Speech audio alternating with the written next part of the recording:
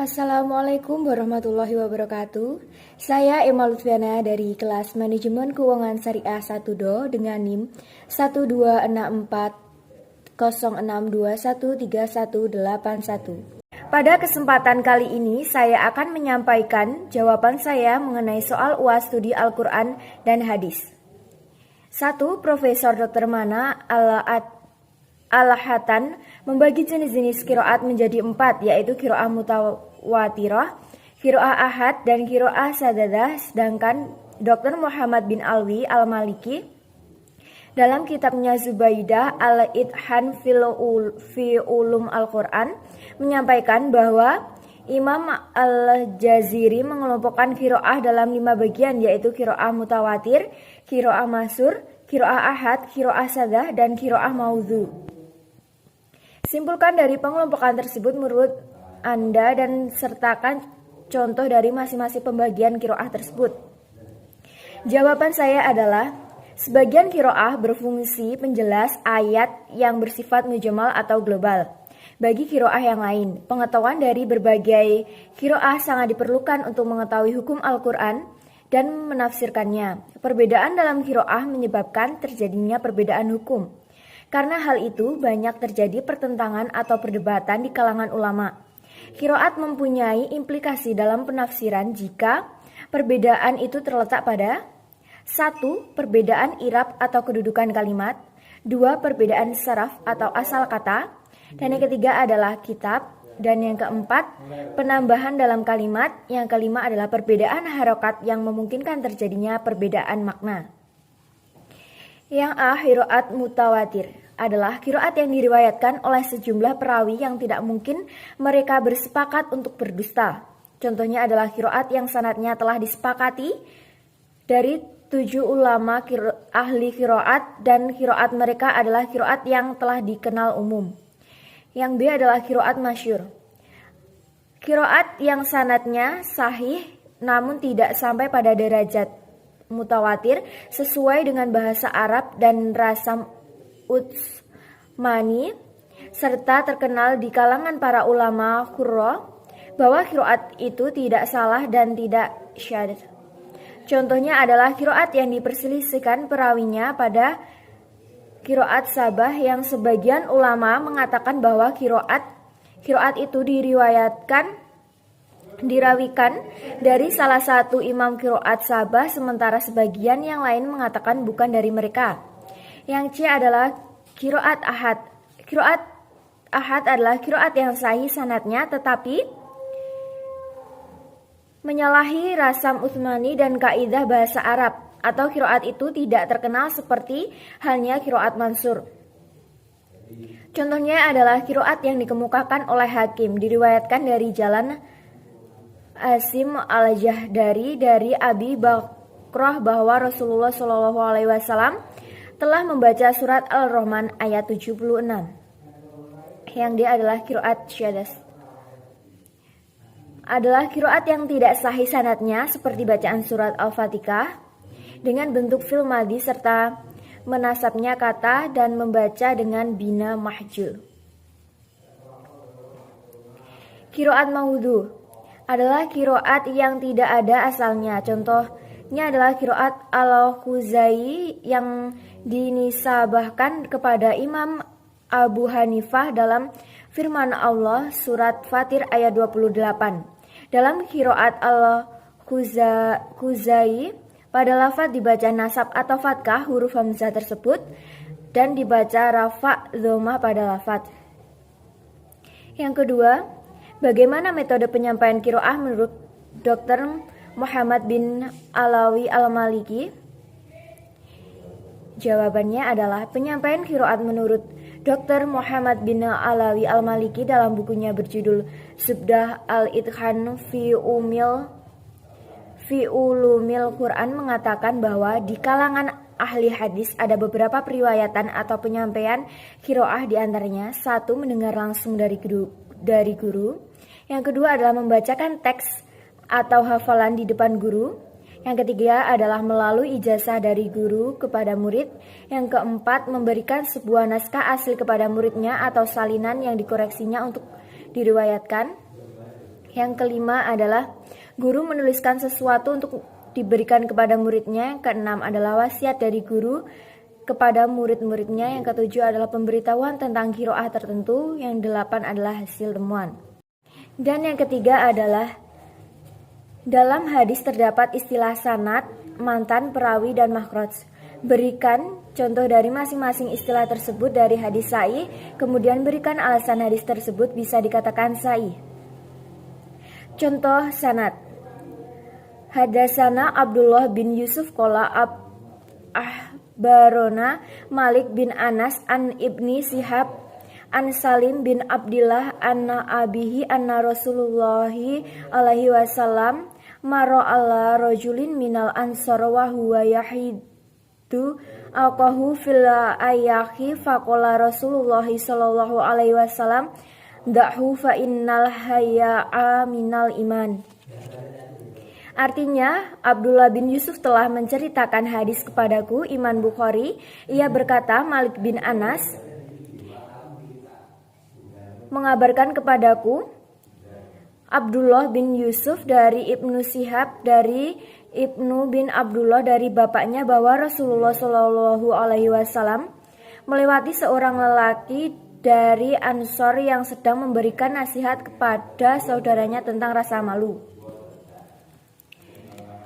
Contoh mantan.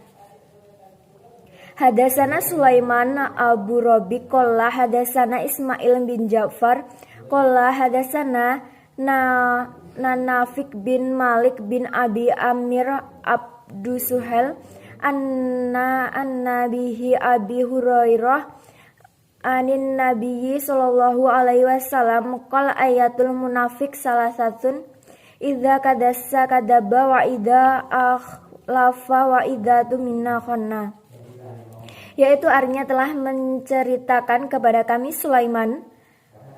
Sulaiman Abu Ar-Rabi berkata telah menceritakan kepada kami. Ismail bin Ja'far berkata telah menceritakan kepada kami. Nafi bin Malik bin Abu Amir Abu Suhail dari bapaknya dari Abu Hurairah. Contoh rawi atau periwayat hadis dari beberapa tingkatan periwayatan hadis dan tingkatan sahabat. Abu Hurairah, Aisyah, Anas bin Malik, dan lain-lain. Periwayatan hadis dari tingkatan tabi'in. Umayyah bin Abdullah bin Khalid, Sa'id bin al-Musyab, dan lain-lain. Periwayatan hadis dari tingkatan mudawin, Imam Bukhari, Imam Muslim, Imam An-Nasyi'i, dan Imam Ahmad, dan lain-lain. Contoh makhraj. Pada bagian paling akhir hadis apabila disebutkan nama Al-Bukhari, maka mewujudkan bahwa beliaulah yang telah mengeluarkan hadis tersebut dan termasuk dalam kitabnya yaitu Sahih Al-Bukhari. Alasan hadis tersebut bisa dikatakan sahih karena hadis terdiri atas 3 komponen, yaitu sanad atau isnad atau rantai penutur, mantan atau redaksi hadis, dan makhraj atau rawi. Sanad ialah rantai penutur atau perawi periwayat hadis. Mantan adalah redaksi atau isi dari hadis. Makhraj atau makhraj orang yang berperan dalam pengumpulan hadis. Yang keempat adalah buatlah pemetaan dari sejarah perkembangan hadis sejak masa Rasulullah hingga pada masa tabi'in. Sejarah perkembangan hadis pada periode pertama dimulai pada masa Asra al-Wahyi wa al-Taqwin. Masa ini merupakan masa wahyu turun dari Nabi Muhammad SAW. Pada masa ini pusat studi hadis masih berpusat kepada Nabi Muhammad SAW. Karena masa ini merupakan masa di mana Nabi Muhammad SAW masih ada. Selanjutnya pada masa sahabat Khulafaur Rasyidin, perkembangan pada masa ini hadis masih terbatas karena para sahabat pada fokus pada penyebaran Al-Quran sehingga disebut juga sebagai al-tatshabut wala al-ikhlal min riwayah. Pada masa ini, perhatian sahabat masih terpusat pada penyebaran Al-Quran, namun para sahabat tetap memperketat dalam penerimaan hadis. Hal ini karena para sahabat sangat berhati-hati agar tidak terjadinya kekeliruan periwayatan hadis dengan Al-Quran. Hal tersebut merupakan perhatian perhatian langsung dari Khalifah Abu Bakar As-Siddiq hingga dilanjutkan oleh Khalifah Umar bin Khattab, Umar bin Affan, Utsman bin Affan, hingga Ali bin Abi Thalib. Perkembangan hadis mencapai puncaknya ketika memasuki periode tabi'in, tepatnya pemerintahan Khalifah Umar bin Abdul Aziz, di mana hadis yang pada masa ini resmi dikodifikasi guna menanggulangi tersebarnya hadis palsu yang dipelopori oleh para pelaku bid'ah lebih lanjut. Setelah hadis dikodifikasi, perkembangannya menjadi sangat pesat. Dengan lahirnya kitab-kitab kanonik hadis hingga muncul term-term keilmuan hadis yang berorientasi penyeleksi hadis, kritik sanad hadis, serta muncul pada kitab-kitab syarah hadis sebagai penjelas hadis-hadis Nabi. 5. Pada masa kodifikasi hadis terdapat beberapa masa kodifikasi yang paling berpengaruh. Jelaskan masa kodifikasi hadis yang paling berpengaruh dari masa-masa kodifikasi hadis yang sudah ada. Jawabannya adalah, sejarah kajian hadis dari masa ke masa mengalami perkembangan yang sangat signifikan. Mulanya, kajian hadis dari lisan ke lisan berkembang menjadi tulisan. Perubahan tersebut tak lain sebagai bentuk kekhawatiran akan hilangnya hadis-hadis Nabi. Perkembangan hadis mencapai puncaknya ketika memasuki periode tabi'in, tepatnya pemerintahan Khalifah Umar bin Abdul Aziz, di mana hadis pada masa ini resmi dikodifikasi guna menanggulangi tersebarnya hadis-hadis palsu yang dipelopori oleh para pelaku bid'ah lebih lanjut. Setelah hadis dikodifikasi, perkembangannya menjadi sangat pesat dan lahirnya kitab-kitab kanonik hadis hingga muncul term-term keilmuan hadis, syarah hadis sebagai penjelas hadis-hadis Nabi Muhammad SAW. Hingga periode selanjutnya, kajian hadis beralih tidak hanya berkutat pada kritik sanad, melainkan sudah memasuki kritik terhadap mantan. Bahkan sering dengan berkembangnya zaman yang sudah memasuki era digital, hadis mulai dikemas di dalamnya guna menghadirkan pengkajian hadis dengan lebih mudah.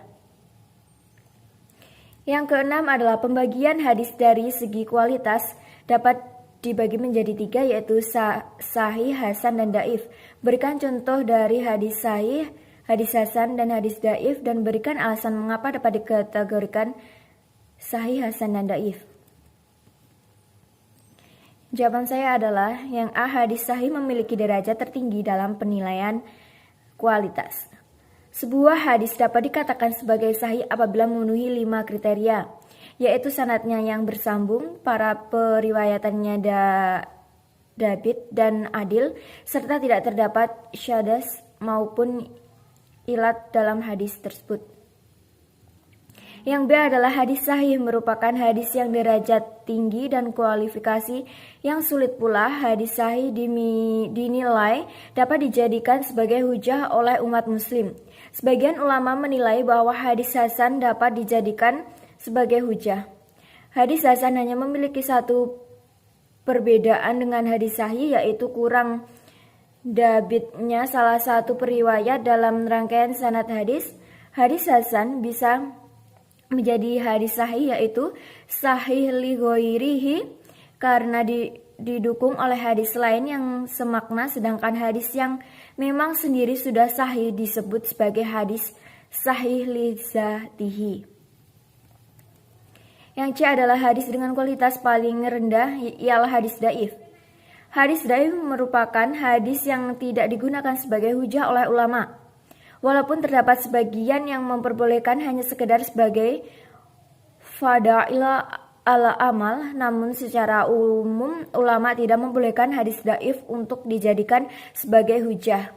Sebab daifnya hadis ada bermacam-macam, sehingga jenisnya pun banyak. Secara umum sebab daifnya hadis dikelompokkan pada pusat sanadnya, ketidakadilan rawi, dan kesalahan periwayatannya. Sebab tersebut mempengaruhi apakah daifnya sudah hadis dianggap sangat lemah atau tidak.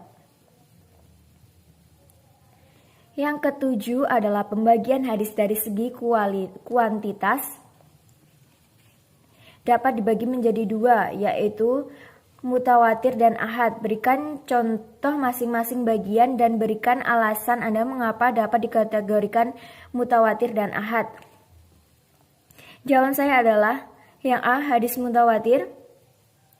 Walillahi layanzilannabu Maryama hakam ma'a alifalla dziksirna soliba rawaha wassalam.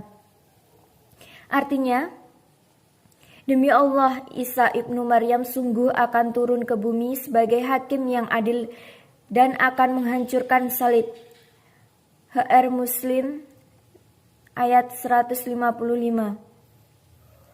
Alasan dikatakan mutawatir dapat dikatakan sebagai hadis mutawatir jika memenuhi 4 syarat, yaitu diriwayatkan oleh orang dalam jumlah yang banyak. Para perawi hadis tersebut berada di semua tingkatan sanad.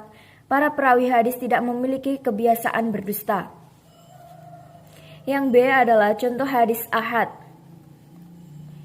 Al-ibmanu lahalu ala lahu la allahu hatotula adzatorik, yaitu artinya riwayat Imam Muslim, iman itu 70 cabang. Yang paling tinggi adalah ucapan la ilaha illallah dan yang paling rendah adalah gangguan dari jalan dan malu, salah satu cabang iman. Dapat dikatakan hadis ahad karena hadis akan merupakan hadis yang diriwayatkan oleh satu orang secara singkat. Hadis ahad merupakan hadis yang tidak memenuhi syarat sebagai hadis mutawatir. Yang kedelapan adalah, bolehkah kita menggunakan hadis dhaif sebagai dasar hukum? Jelaskan dan berikan alasan Anda dibolehkan atau tidak digunakannya sebagai dasar hukum. Jawaban saya adalah hadis dhaif tidak boleh digunakan sebagai dasar hukum dikarenakan sanadnya terputus atau perawinya tidak memiliki hafalan yang kuat sehingga jauh dari keaslian hadis. 9. Pernahkah Anda mengamalkan suatu perbuatan dengan mengetahui dasar hukum dari salah satu hadis? Berikan contoh dan sertakan hadisnya, dan bagaimana jika kita mengamalkan suatu perbuatan dengan dasar hadis mahudu? Jelaskan. Jawaban saya adalah pernah. Contohnya, kanat yatu Rasulullah Shallallahu Alaihi Wasallam al yamini li tohiri wa to'ami wa kanat alayasirif rif ilaki wa makanna mun'ada. Artinya, tangan Rasulullah Shallallahu Alaihi Wasallam yang kanan digunakan untuk bersuci dan makan, sedangkan tangan sebelah kiri untuk buang air dan segala hal yang kotor. Hadis riwayat Abu Daud. Apabila hadis yang kita amalkan adalah mahudu, maka hendaklah kita menghindarinya dan tidak menerapkannya di kehidupan sehari-hari. Yang ke-10 adalah ilmu al-jar wa ta'dil sangat bermanfaat sekali untuk menentukan kualitas perawi dan nilai hadisnya. Ibnu Hajar al-Asqalani menyampaikan bahwa ada sebab-sebab perawi dikenakan jar dan ta'dil, yaitu bid'ah, mukhalafah, galat, jahalah al-hal, dan da'wa al-inhita. Berikan contoh dari sebab-sebab tersebut yang mungkin bisa diambil dari beberapa perawi yang masuk di jar wa ta'dil, dan berikan pendapat Anda tentang jar wa ta'dil apakah termasuk ghibah, karena di dalamnya membahas tentang kekurangan-kekurangan yang ada pada perawi yang terfokus pada hadis yang disampaikannya. Jelaskan. Jawaban saya adalah contohnya tidak boleh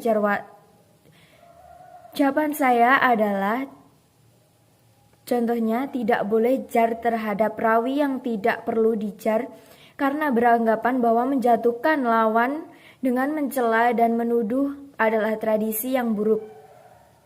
Tidak boleh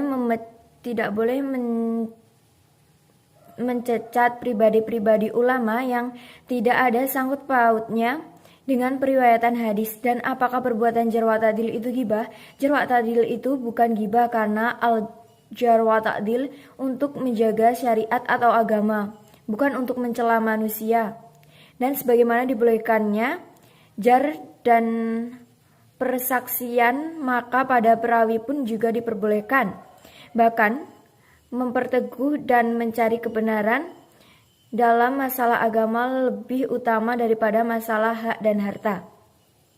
Mungkin itu saja yang bisa saya sampaikan pada kesempatan kali ini dalam penyampaian jawaban soal UAS Studi Al-Quran dan Hadis. Mohon maaf apabila ada kesalahan kata yang kurang tepat. Wassalamualaikum warahmatullahi wabarakatuh.